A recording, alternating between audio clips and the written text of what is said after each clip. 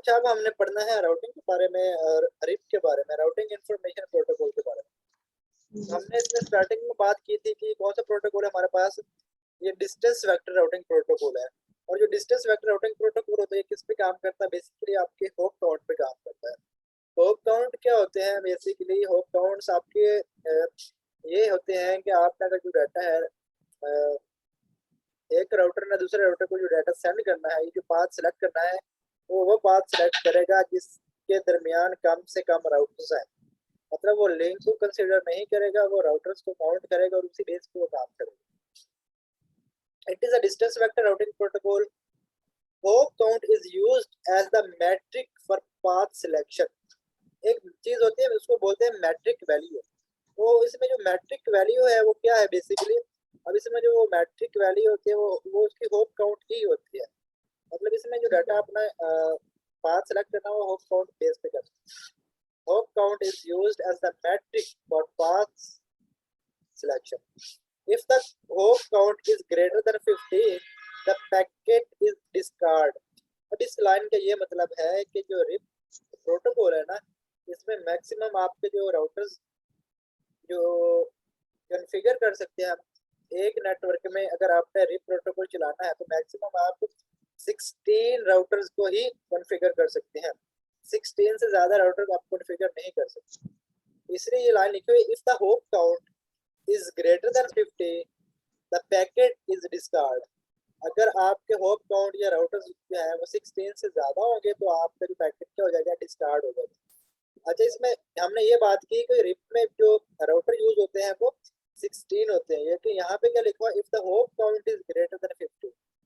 अब इससे ये मतलब होता है ना, देखो कि जब जो राउटर जो डाटा सेंड करेगा, देखो वो तो अपना पाथ काउंट करेगा ना, इसीलिए वो निकल जाएगा तो बाकी 15 बचेंगे। तो इसलिए 15 जो है ना उसकी होप काउंट की बात करें तो टोटल क्या होते हैं, हो जाएंगे 16।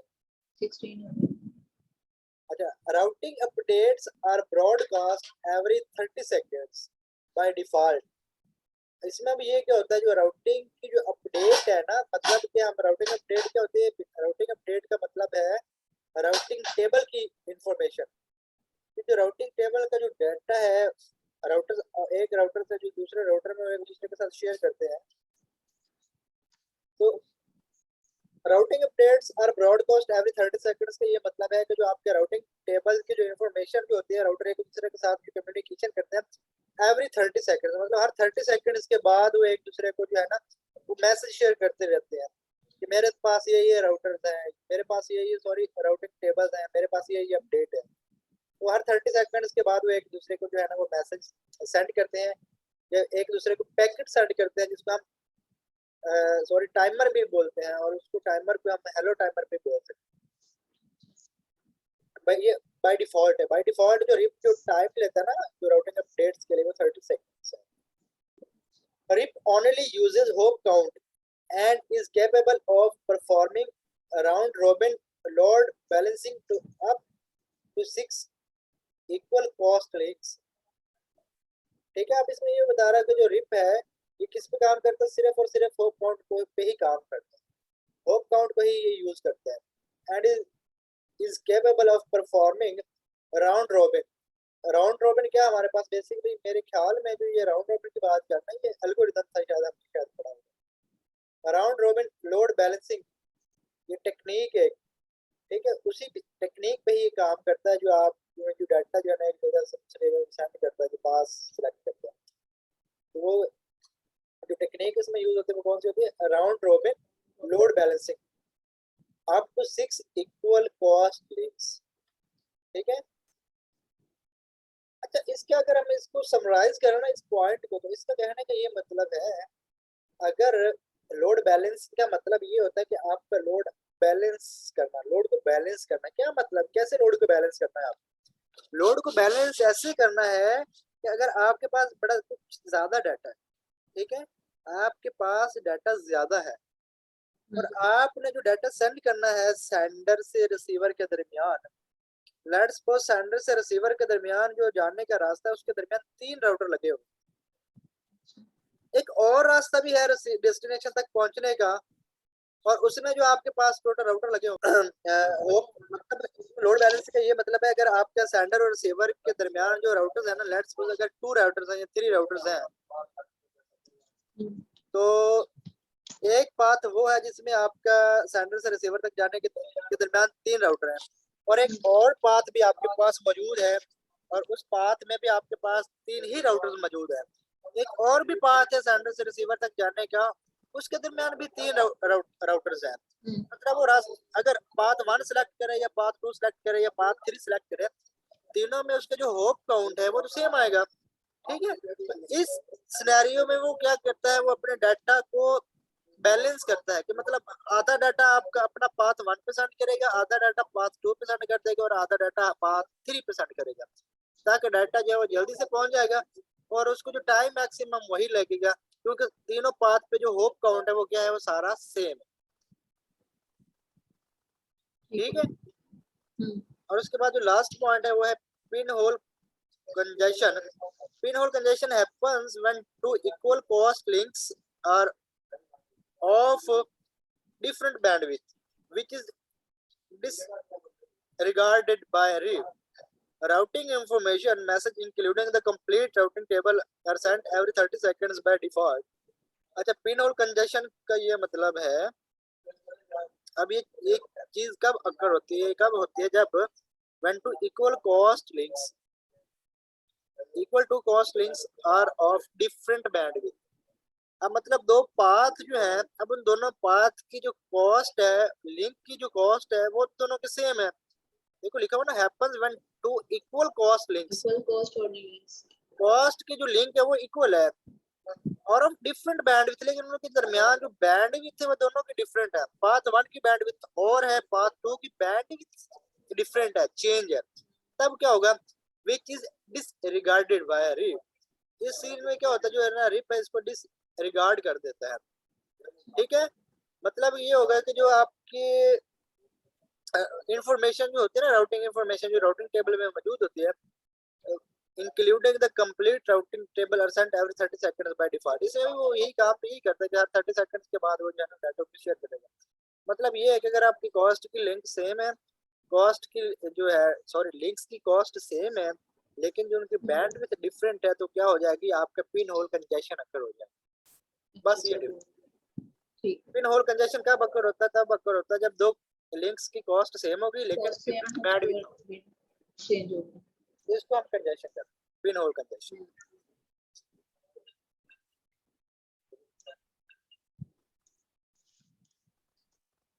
The routing loops क्या होते हैं, routing loop is due to the slow convergence of bit and occurs when conflicting update information is received from different routers.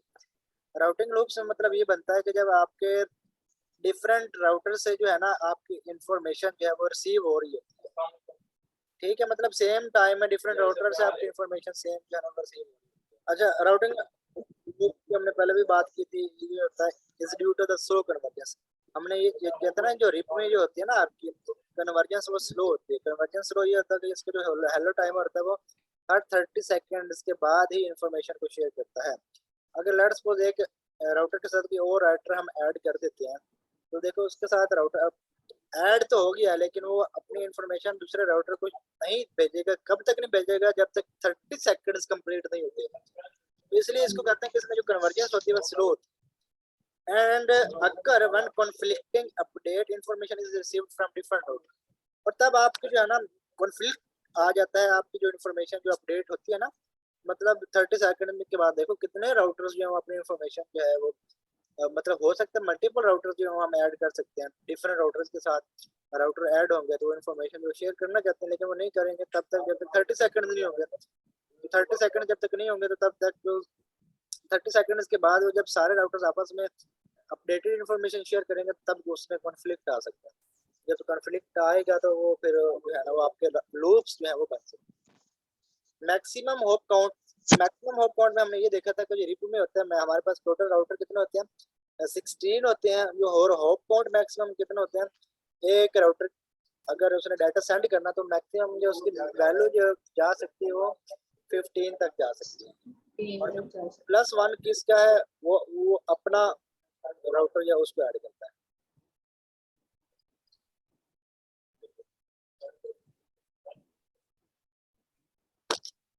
अच्छा, और स्प्लिट हॉरिजॉन क्या होता है हमारे पास? स्प्लिट हॉरिजॉन में ये होता है enforce the rule that information cannot be sent back in the direction from which what was received. अब मतलब ये होता है ना, देखो अगर एक राउटर 1 है और एक राउटर 2 है, राउटर 1 क्या करेगा, राउटर 1 अगर हमने ऐड किया है, सॉरी एक राउटर 1 है और एक राउटर 2 है और एक राउटर 3 है, देखो हमने जो नया राउटर ऐड किया है वो राउटर 3 है, तो हम क्या करेंगे, राउटर 3 अपनी इन्फॉर्मेशन किसको सेंड करेगा, राउटर 2 को। तो जब राउटर 2 ने जो इन्फॉर्मेशन रिसीव किया ना राउटर 3 से, तो वो अपनी इन्फॉर्मेशन दोबारा राउटर 3 को नहीं देगा, वो नेक्स्ट राउटर 1 को देगा। तो मैंने एक वैल्यू रिसीव किया तो होप काउंट मेरे पास 1 है, और वो जब राउटर 1 को सेंड करेगा तो वो होप काउंट इसमें एक ऐड करके देगा और वो क्या हो जाएगी, 2 हो जाएगी। मतलब ये है कि राउटर 3 जो अपनी इन्फॉर्मेशन है वो राउटर 2 को दी है ना, तो ये नहीं होगा कि फिर राउटर 2 दोबारा वापस अगेन राउटर 3 को ही देगा, मतलब वो रिसीव जो है ना बैकवर्ड डायरेक्शन में उसको डाटा को सेंड नहीं करेगा। तो वो बैक नहीं सेंड करेगा, उसे वो नेक्स्ट को कर देगा, जैसे राउटर 2 कर देगा 1 को। हाँ, मतलब राउटर 3 ने राउटर 2 को इन्फॉर्मेशन सेंड की है ना, तो राउटर 2 राउटर 1 को इन्फॉर्मेशन सेंड करेगा, राउटर 2 दोबारा राउटर 3 को सेंड नहीं करेगा। ठीक है, ये चीज है। और राउट पॉइजनिंग में क्या होता है, route poisoning sets down links to the unreachable value. जो लिंक्स डाउन होते हैं, मतलब जो लिंक्स जो है ना ऑफ होते हैं, शट डाउन होते हैं, जो ऑन ही नहीं होते, उनको वो सेट करता है। और कैसे सेट करता है, उनको ऐसे सेट करता है कि उनमें एक वैल्यू असाइन कर देता है। वो वैल्यू कौन सी होती है, जो अनरीचेबल वैल्यू होती है, मतलब वो वैल्यू कभी आएगी ही नहीं हमारे नेटवर्क, उसकी तरफ जो है ना हमारा पाथ जाएगा नहीं, उस साइड की डायरेक्शन की तरफ हम मूव भी नहीं करेंगे। जाहिर बात है जो लिंक की डाउन है, जो हमारे तरफ राउटर कनेक्शन है ही नहीं, शट डाउन है, तो हम उसके साथ, तो हमने उस तरफ जाना ही नहीं, उसकी तरफ हमने पहुंचना ही नहीं, रीच करना ही नहीं, तो हम उसके साथ एक अनरीचेबल वैल्यू जो है वो अटैच कर देंगे, ताकि हम कभी भी उसी साइड पे जो है ना पहुंच सकें। It is followed by a poison reverse. उसके बाद होल्ड डाउन टाइमर होता है। होल्ड डाउन टाइमर क्या होता है हमारे पास, timer that prevents conflicting rapid updates of the routing table. Once a value is changed, the router will wait the hold down timer prior accepting another change.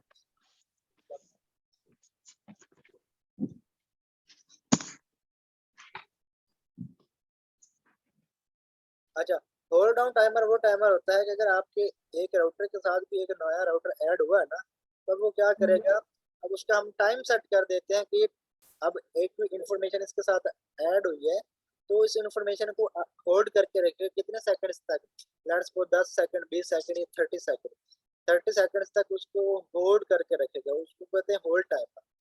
Hold, अगर उसके बाद की और भी उसमें अपडेट होना चाहती है तो वो उसमें नहीं करेगा तब तक तो होल्ड टाइमर कंप्लीट ना हो जाए।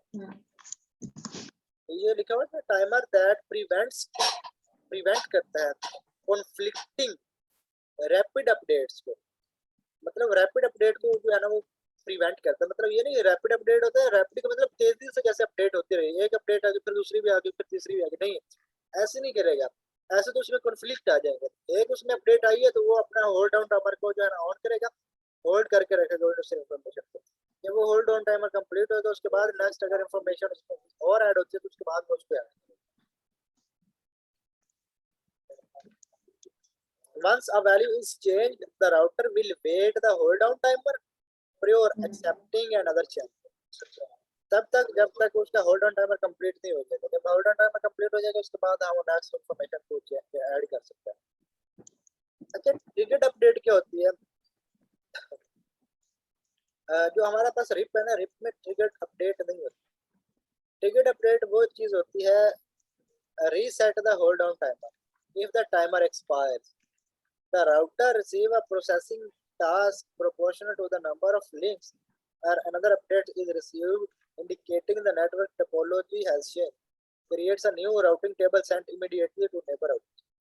मतलब ट्रिगर अपडेट का ये मतलब है कि देखो हमने ये बात की थी ना कि रिप में तो 30 सेकंड जब कंप्लीट होंगे तो उसके बाद ही वो क्या होगा, नेक्स्ट जो है वो अपनी राउटिंग टेबल अपनी इंफॉर्मेशन शेयर करें। लेकिन ट्रिगर अपडेट में क्या होगा, ट्रिगर अपडेट में ये होता है कि जैसे ही कोई इंफॉर्मेशन राउटर में ऐड होती है ना, वो वेट नहीं करेगा 30 सेकंड्स तक, उसी टाइम ट्रिगर कर देगा, उसी टाइम अपनी इन्फॉर्मेशन बाकी राउटर को भी दे देगा। ये मैंने अभी ये इन्फॉर्मेशन लिया, ये लो, इस नेटवर्क को भी आप अपने राउटर टेबल में भी ऐड कर दो, तो जस्ट इसको ट्रिगर अपडेट कर दो।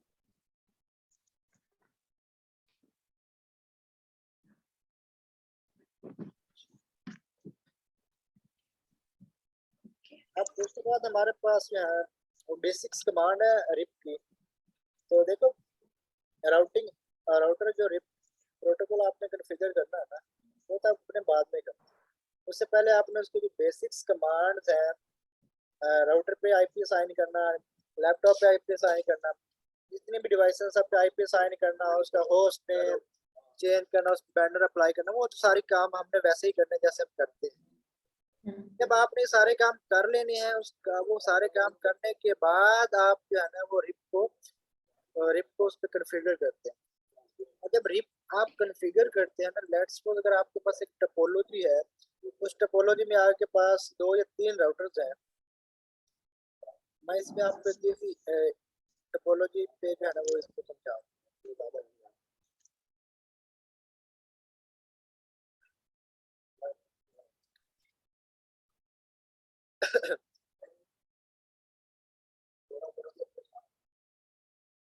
अगर लेट्स सपोज ये हमारे पास एक राउटर है ना, एक ये राउटर है, अगर आपने इस पे रिप कॉन्फ़िगर करना है, तो आप देखो इसके इस इंटरफेस पे भी कोई आईपी साइन करोगे, इस इंटरफेस पे भी कोई आईपी साइन करोगे, अगर कोई और राउटर भी इस पे लगे हुए हैं तो उन पे भी आप जो जो आईपी है वो सारे आप उस पे साइन करेंगे।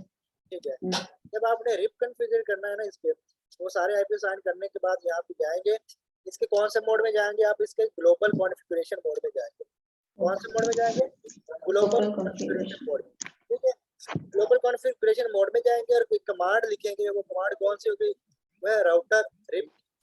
सबसे पहले ये कमांड लिखेंगे राउटर स्पेस देंगे रिप। ये क्या है? ये कीवर्ड है। राउटर रिप लिखेंगे, उसके बाद इंटर मारेंगे ना, तो आपके पास ये आ जाएगा कॉन्फ़िग और राउटर। तो ये अब इसके साथ आपने क्या करना है, इसके साथ आपने वो वाले नेटवर्क ऐड करने हैं जो उस राउटर के साथ डायरेक्टली कनेक्टेड है। जस्ट वो वाले नेटवर्क ऐड करने हैं जो इसके साथ डायरेक्टली है।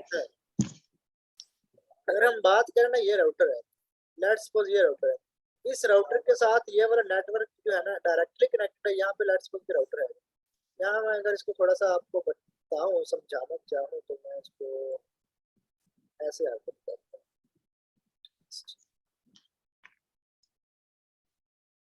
लेट्स सपोज ये भी एक राउटर है, ठीक है, एक ये राउटर, एक ये राउटर है।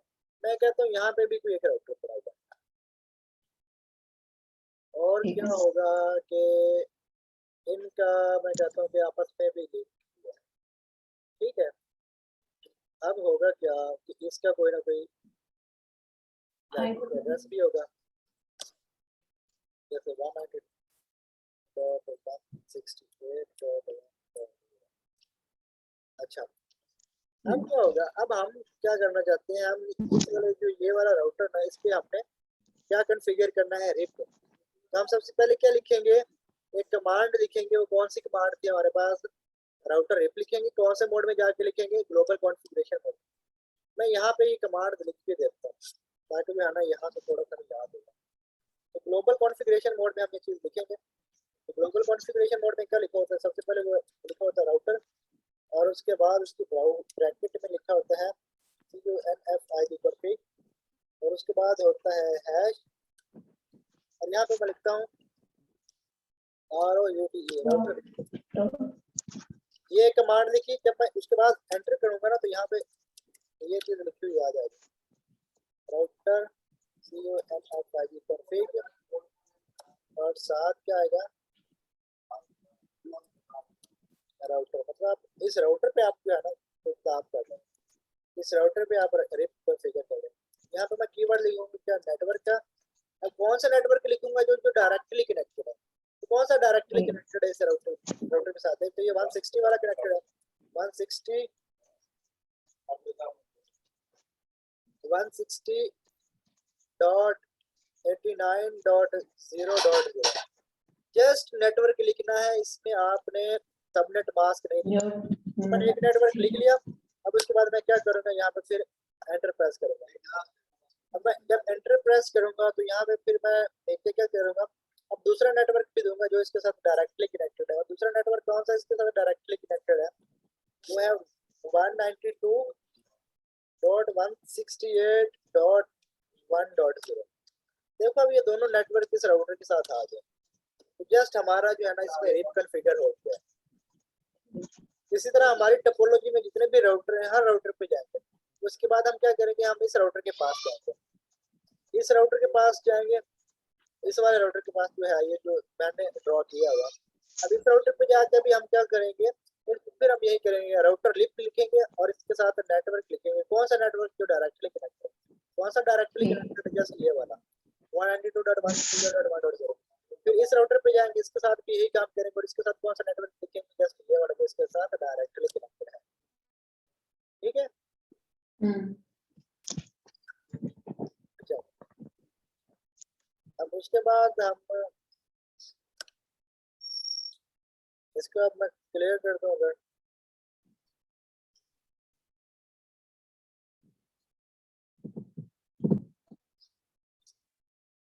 अब यहाँ तक जो था ना ऊपर तक हमारा रिप का काम हो गया कंप्लीट यहाँ पे। अब उसके बाद क्या लिखा हुआ है, network commands two things. Tell the router which interface that will participate in this dynamic routing protocol, which interface it will send and receive routing updates on. Tell the other routers the network in its routing updates that is directly connected to. Network command में मतलब basically just इसमें वो यही बता रहा है कि tell the router which interface that will participate in this dynamic routing protocol. मतलब इस राउटर के साथ कौन सा इंटरफेस जो है ना वो है, ये वाला इंटरफेस है इसके साथ। अगर कोई और होता तो ये इस वाला साइड वाला होता, मतलब उस राउटर के साथ जितने भी इंटरफेस होते हैं वो सारे हम इसके साथ ऐड करते हैं। और उसके बाद क्या करते हैं हम, उसका जो है ना उस जो नेटवर्क जो डायरेक्टली कनेक्टेड होता है ना वो जस्ट हम नेटवर्क देते हैं और सबनेट मास्क इसमें हम ऐड नहीं करते। यही काम जो ओके हाँ इसमें सब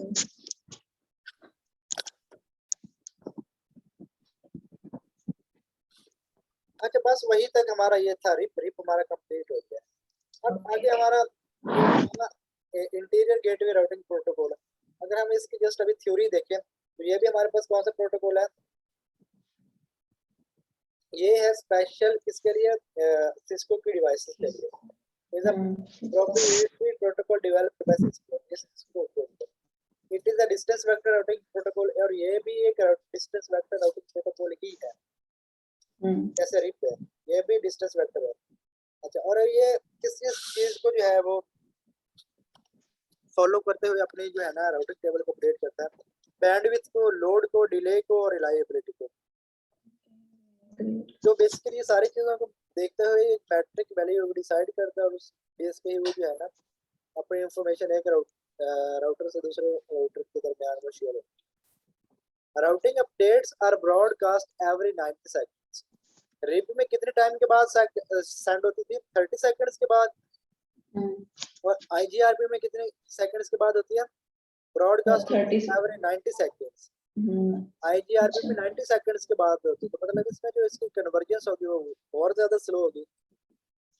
ठीक है, IGRP use bandwidth and delay as default metrics and can also use reliability, load and maximum transmission unit (MT).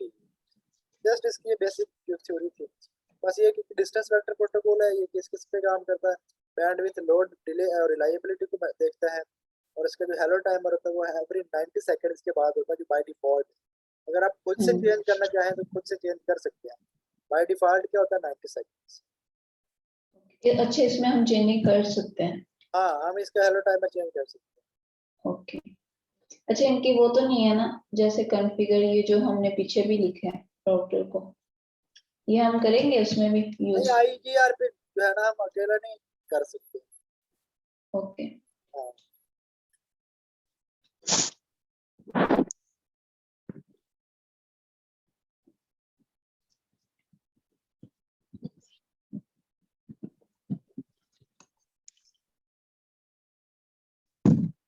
अच्छा ये कमांड्स है, बेसिकली वेरीफाइंग कमांड्स है।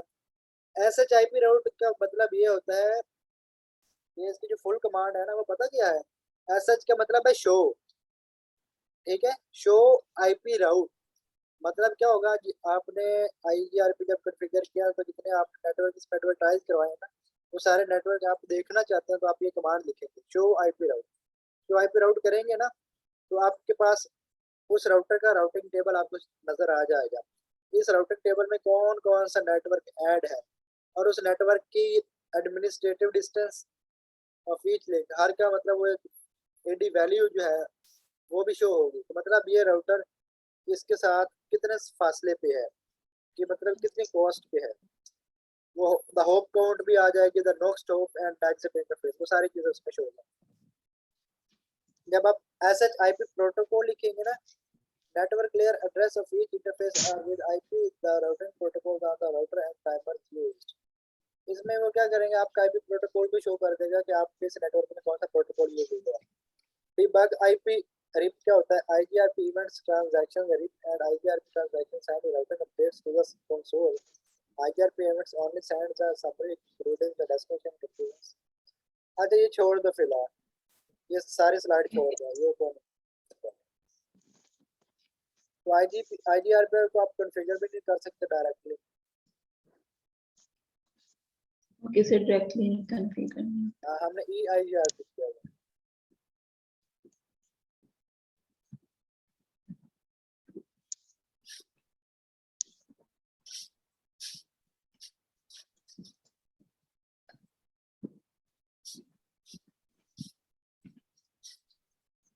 अभी कंपैरिजन है EIGRP का और IGRP का।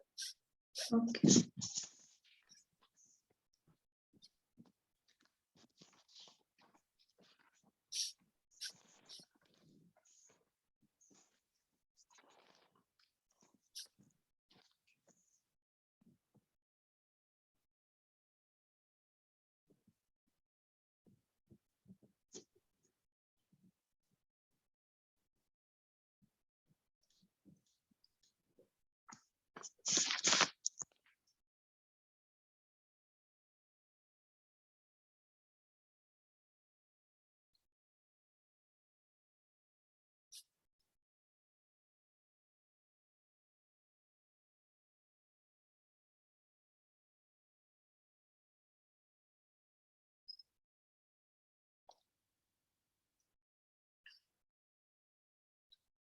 अच्छा इसमें जो है ना ये इसमें कुछ भी नहीं है, ये नहीं करने वाली स्लाइड्स।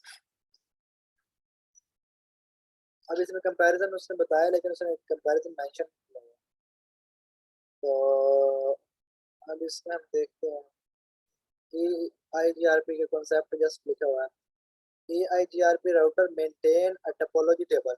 ये क्या करता है आपके टोपोलॉजी टेबल को मेंटेन करता है पर ईच कॉन्फ़िगर्ड नेटवर्क प्रोटोकॉल हर नेट प्रोटोकॉल आपने कॉन्फ़िगर किया होगा उसके अकॉर्डिंग। ठीक है ऑल लर्नड राउट्स जितने भी राउट है ना उस नेटवर्क में to a destination are maintained in the topology table और उन सबको वो मेंटेन करता है। ये भी इम्पोर्टेंट है, बहुत सारे करते होते हैं।